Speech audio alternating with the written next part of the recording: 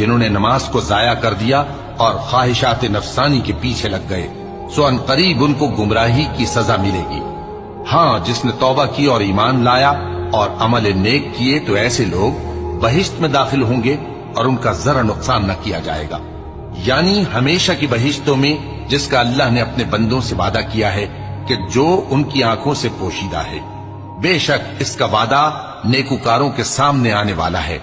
وہ اس میں سلام کے سوا کوئی بیہودہ کلام نہ سنیں گے اور ان کو صبح و شام کھانا ملے گا۔ یہی وہ جنت ہے جس کا ہم اپنے بندوں میں سے ایسے شخص کو مالک بنائیں گے جو پرہیزگار ہوگا۔ اور فرشتوں نے پیغمبر کو جواب دیا کہ ہم تمہارے پروردگار کے حکم کے سوا اتر نہیں سکتے۔ جو کچھ ہمارے آگے ہے اور جو پیچھے ہے اور جو اس کے درمیان ہے سب اسی کا ہے، اور تمہارا پروردگار بھولنے والا نہیں، یعنی آسمان اور زمین کا اور جو ان دونوں